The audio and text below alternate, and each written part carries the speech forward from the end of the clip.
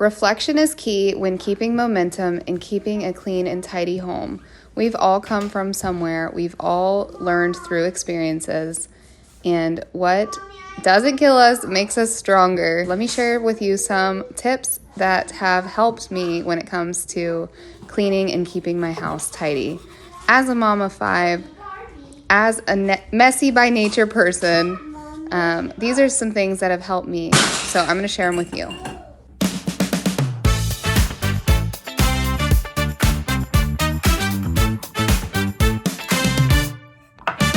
Less chaos, more structure.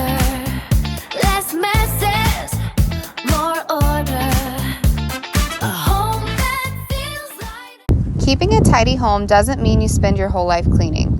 Most tidy homes aren't the result of a big cleaning day. They're results of small daily habits. And honestly, the way we live today makes keeping a home tidy even harder than ever.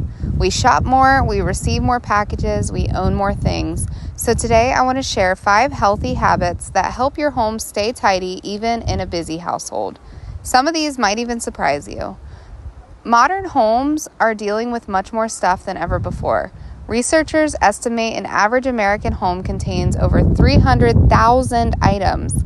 Homes today have about 3 times more household items than the homes in the 1950s. And clutter isn't just about space. Studies have shown that cluttered environments can increase stress and even raise cortisol levels. So clutter doesn't just affect how our homes look, it affects how we feel inside of them. Instead of trying to clean more, the real secret is creating habits that stop clutter before it builds. Habit number 1 is the one-touch rule. When you pick something up, you deal with it right away instead of putting it down for later. So instead of mail coming in and sitting on the counter, you sort it immediately. Instead of shoes getting kicked off by the door, you put them up right where they belong. Instead of leaving dishes in the sink, they go straight in the dishwasher. They stop messes from building up throughout the day.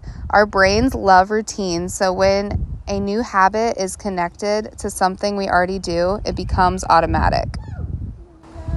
Clutter is usually just a bunch of tiny, I'll deal with it later moments stacked all on top of each other. The one-touch rule removes the delay and stops clutter from forming in the first place. This doesn't mean it's automatic and it just happens. These are habits that have to be put in place. I'm still working on putting the dishes from the sink into the dishwasher. That way it's ready to start at the end of the night. A lot of times things just get built up in the sink, and that's life. So we are constantly working daily to get better at these habits. So I want to share with you habit number 2, and that is actually habit stacking. This is one of my favorites. So this just means when you're brushing your teeth, you are straightening the countertop. You are wiping the sink down.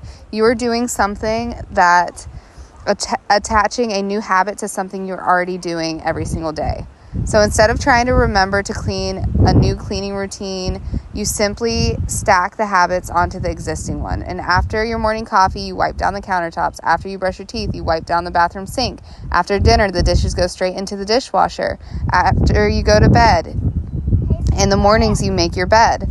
These tiny habits take less than 30 seconds. Habit number 3 is the 2-minute rule. If something takes less than 2 minutes to do it immediately. Put the shoes away, fold the blanket, toss the junk mail, hang the jacket. Most clutter actually comes from the tasks that take less than 2 minutes, but we delay them. And when those tiny tasks pile up, suddenly the house feels overwhelming. But when we deal with the small tasks right away, clutter never gets the chance to grow. Habit number 4 is designing your home for easy tidying. Another habit that makes a huge difference is to make your home support the way you're living. People naturally follow the path of least resistance. So if putting something away is difficult, it probably won't be consistent. But if the system is easy, the habit happens automatically. A laundry basket where the clothes automatically drop, hooks for backpacks by the door, toy baskets where the kids play.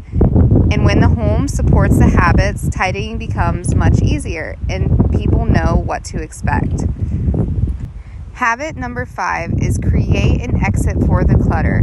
The final habit is creating a constant exit for the clutter. Keep a donation box or bin somewhere in your home where you know that you can put those things that you just pick up and just need to throw somewhere. When you find something you no longer use or love, place it directly into that bin. No overthinking, no waiting. Clutter usually isn't caused by a cleaning habit. It's caused by having too many items in our homes. And when things leave as easy as they enter, your home naturally becomes easier to maintain. Keeping a home tidy isn't about perfection. Our homes hold more than they ever have before, and life is busier than it used to be. But small habits like these make a huge difference. When you're handling things once, stacking tiny habits in your routine, and giving clutter an easy exit, your home starts to stay tidy naturally.